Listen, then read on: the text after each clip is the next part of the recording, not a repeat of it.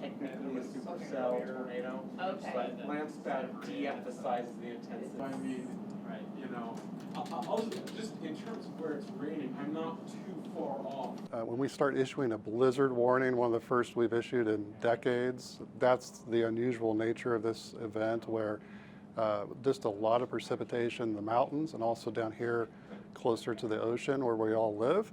It's not going to be a record-breaking amount of rain associated with this, but just a strong storm overall for the month of February, one of our wettest months of the year.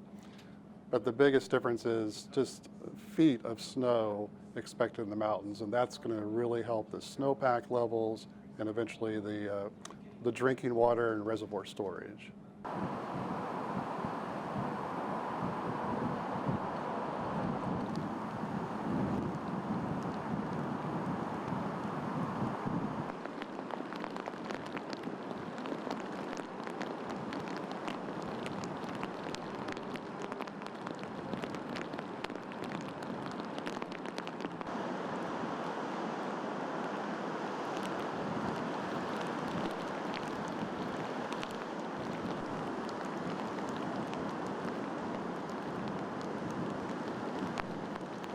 We're still in a La Nina pattern, which is typically drier than normal for the entire winter season.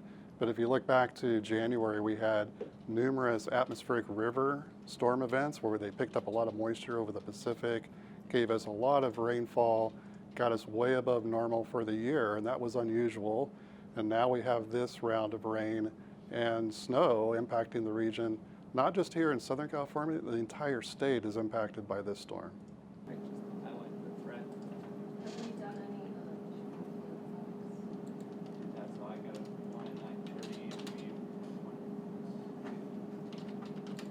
Yeah. Critical elevation was about 3,000 feet. Part of the reason it's so powerful is just the amount of cold air that we experienced even earlier in the week.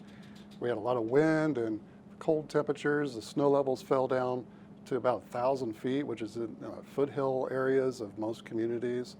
And then we have all this moisture coming with this low pressure system dropping down the California coast.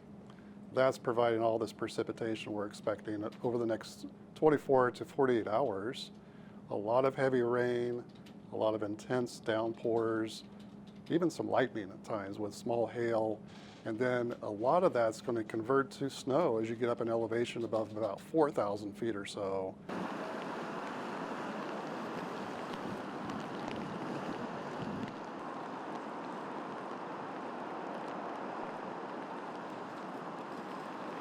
Well, the biggest pro is that we're getting above normal in our precipitation. So we have a huge deficit that's many years old. We need to still be above normal on precipitation. So that's the part that's really beneficial.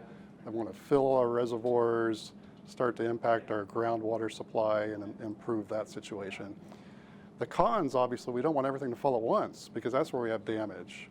Even with, we're used to flooding and things like that here in Southern California, but when we talk about snowfall rates of maybe 2, 3, or 4 inches per hour up in the mountains, that causes damage. Just the power of heavy snow weighting down on structures or power lines, trees, that's the problem with the intensity of precipitation. We do have damage. We don't want that to happen all at once.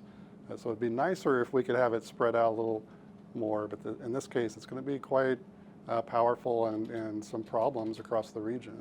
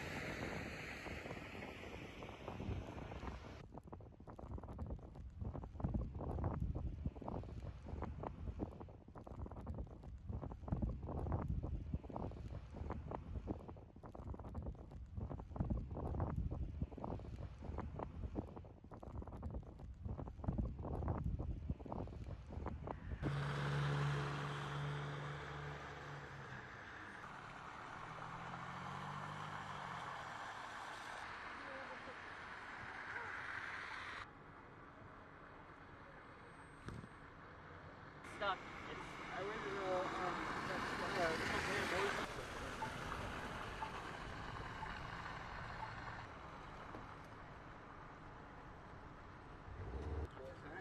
bad, bad.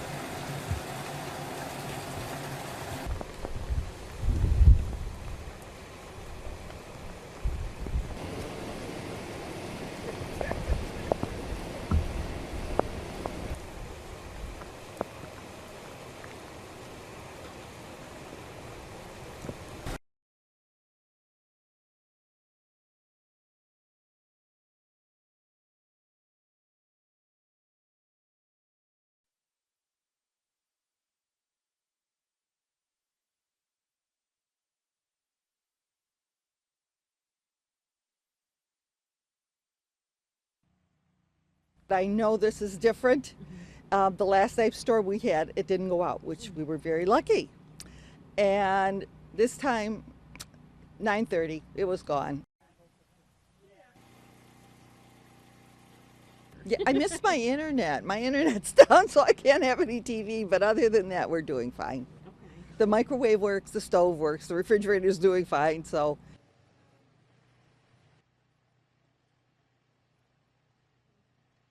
As you all know, we're in the midst of an historic ice storm, one that we have not seen in Michigan for over 50 years.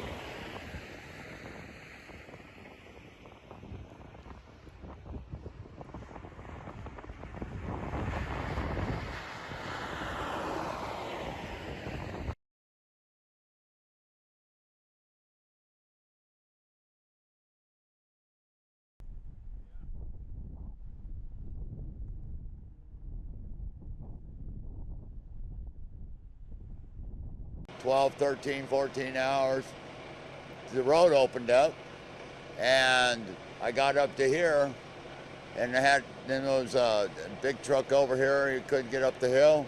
Another truck was here. I couldn't get up the hill. They had chains on, so I parked it here, and I got to wait for a tow truck. That's the safest thing, you know. I've been up all night long. You know, I'm tired. You know, I'm exhausted.